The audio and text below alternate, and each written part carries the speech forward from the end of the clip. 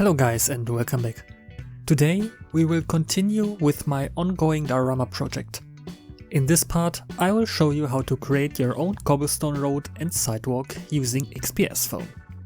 The cobblestone road starts out as a piece of 7mm XPS foam cut to the needed width.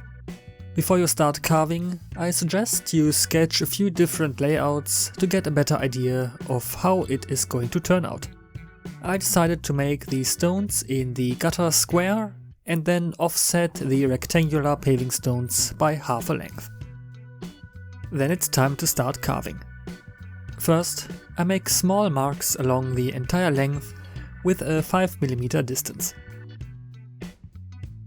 Then I can use a metal ruler with the scalpel to cut the lines for the two rows. To make the cuts a little wider, I use a simple pencil. I carefully run it through the previous made cuts. This also rounds off the corners a bit. To make the individual stones, I now cut with my knife at 5mm intervals rotated 90 degrees. I also widen these cuts again with my pencil. The paving stones actually work in the exact same way. I cut the long rows first, making sure to place each cut in the center of the individual gutter stones. I'm staggering these stones to create fewer continuous lines and give the whole thing a bit more variety. Then the individual stones are carved again. This is the same pattern often used for bricks in house walls, for example. You can use many tools to widen the cuts. For the brick house, for example, I used clay modeling tools, but toothpicks also work.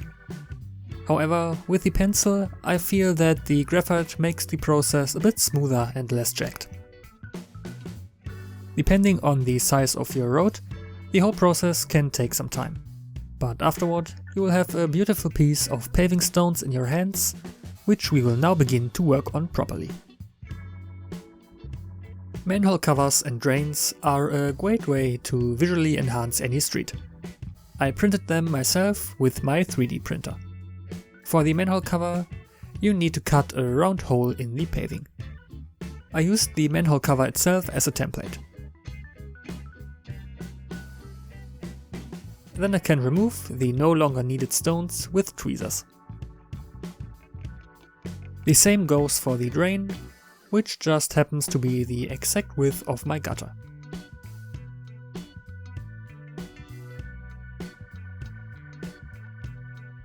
To integrate the manhole cover a bit better into the street, I widen the circle and then add a few smaller stones made from XPS foam around it. Now I need a bit of stone texture. I crumple some aluminium foil and roll it over the cobblestones to give them a random texture. To damage these stones even more, you can remove a few corners or tear some apart with tweezers. Alright, let's put the road aside for a moment and start with the sidewalk. Because I need to match the height of my road, I use a strip of 7mm XPS as my first layer. On top of that, I glue a piece of cardboard. You will see in a moment why the cardboard is not the same width as the XPS foam. Unless I say otherwise, the glue I will be using is PVA glue, as it is the most versatile adhesive for dioramas. I made these sidewalk slabs from XPS foam using my Proxon thermocut. I could have carved it like the cobblestone street, but I want to try out a few different techniques here.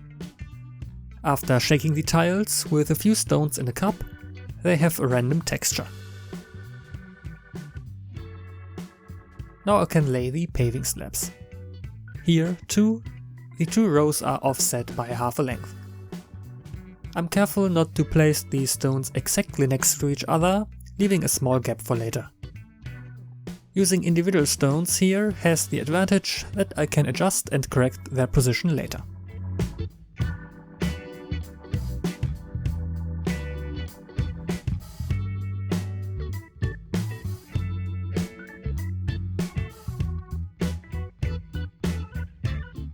Next comes the curb edge, again cut from XPS Foam.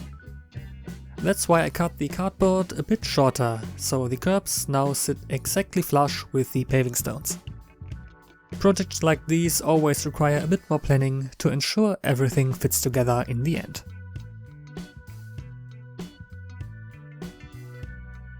Here too I can add some more texture with aluminium foil. Next, it's time to paint. I start with a thick layer of acrylic-based primer. I always recommend testing any products on a separate piece of XPS first, as some combinations can dissolve the foam. I first applied a grey primer, but it didn't have enough coverage, so I went back to my usual black primer. The layer provides a more uniform surface, but also helps to seal the foam for later steps. Many people use Mod Podge to seal the surface, but unfortunately this is not so cheap to get in my area. The primer should dry for at least 24 hours, since it's quite a thick layer.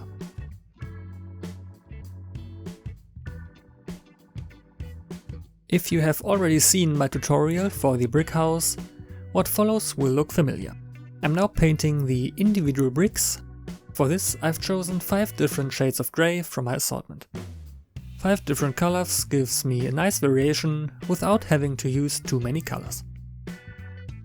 Now I paint each stone individually. I try not to incorporate any unwanted patterns, which is surprisingly difficult since the human brain will always subconsciously try to create patterns and repetitions.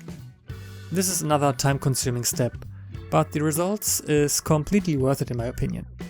Of course, I could airbrush the whole stones in one color and be done in 5 minutes. But these small variations help to make the whole thing look a lot more interesting and beautiful later on.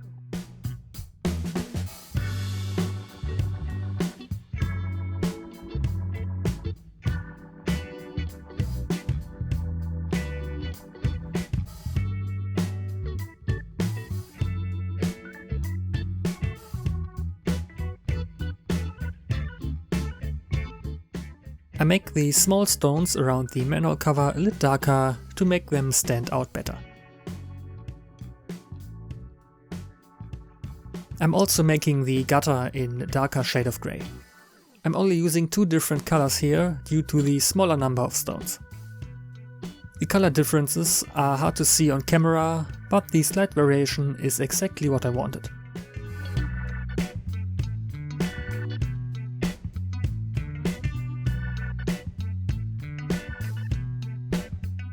I paint the curb edge much lighter again for a strong contrast.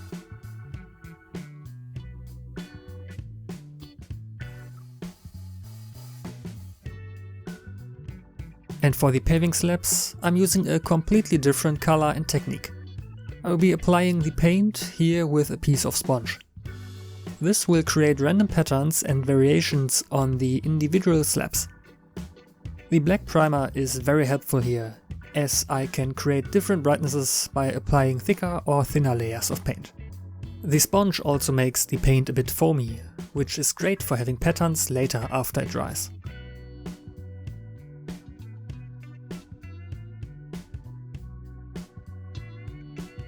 I also give the curbs a little more variation.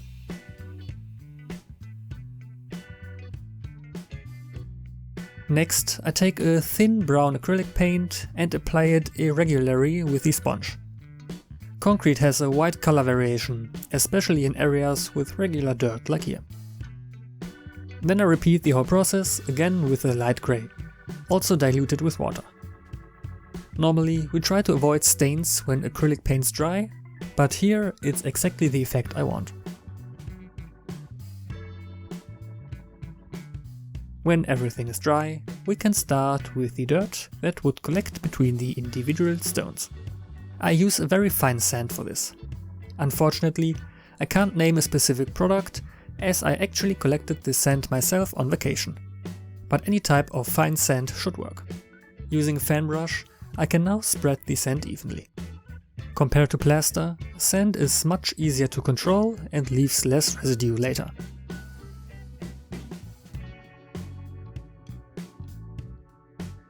To fix it, I use PVA glue diluted with water. A specially formulated sand fixer would certainly work too, but this can leave a shiny surface, which I definitely wanted to avoid in this case. The street and sidewalk already look pretty good, but they need a few more effects. To do that, I need to attach them to my future diorama base. The basis for this diorama is a wooden frame onto which I will glue an additional styrofoam panel. Then I can glue on the road and sidewalk, both of which I've already cut into the correct shape. For dioramas, it's always recommended to not position roads, paths or even vehicles parallel to any edges, which is why I glue the road at an angle. While the glue sets, we can start working on the already primed gutter and manhole cover. The base color is this bluish grey. Once that layer has dried, I can create the rust effects using an enamel rust wash from AK Interactive. It does look quite bright and saturated now, but will be toned down with the later effects. For the darker rust tones, I'm using weathering pencils from AK Interactive again. Basically just watercolor pencils in shades more suitable for scale modeling. Now I can attach them to the road.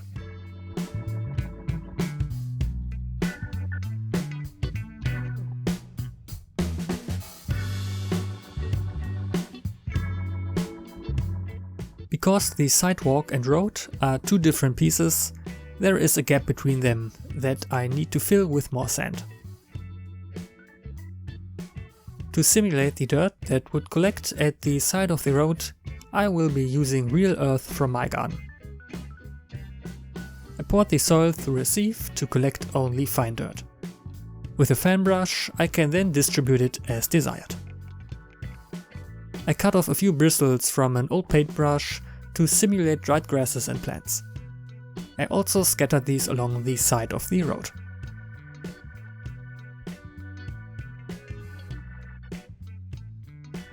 And maybe a few small stones, although too many of them would look unrealistic here. I can use different materials in alternating sequences so that the grass and stones are also covered with soil.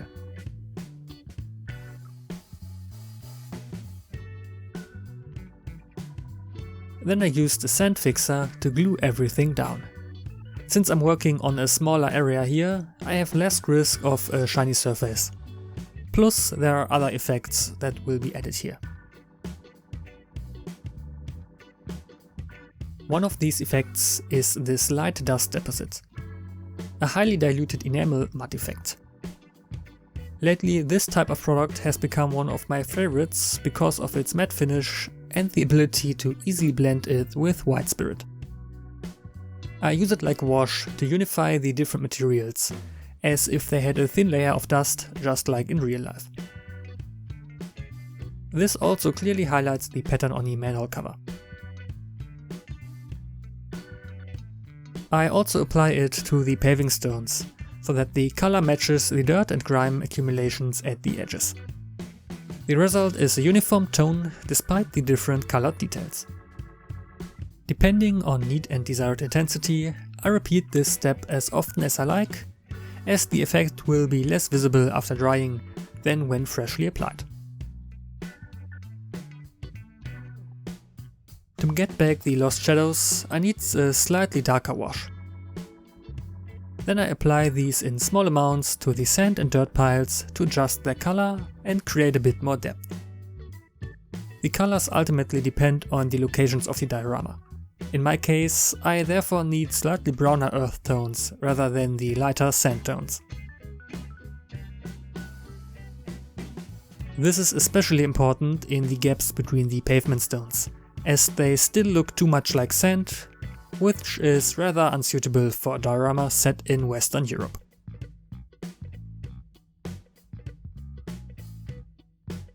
Another nice detail is chipping on these stones. We do a lot of chipping on tanks and other armored vehicles, but this also works with stones. Using a fine brush, I can highlight specific corners and edges of individual stones. Since I have a relatively long stretch of road and already know there will be a vehicle parked, I'm concentrating this effect only on the areas that will still be visible later, as my time is limited.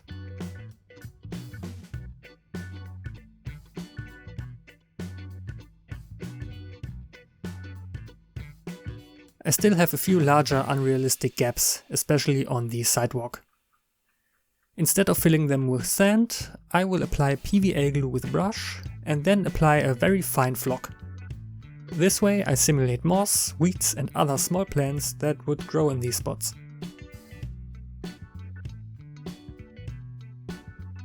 I also took apart a few ready-made grass tufts to create tiny grasses, which I then glued on as well. The whole thing gives the previously brown-grey street some more color and more visual details. A dark green wash gives the whole scene even more depth now.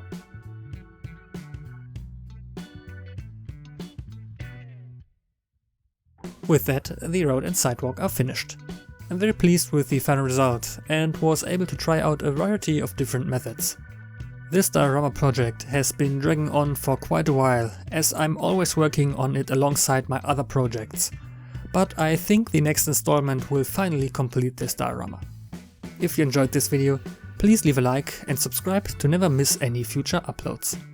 Any feedback or suggestions, let me know in the comments. Thank you all for watching and see you next time.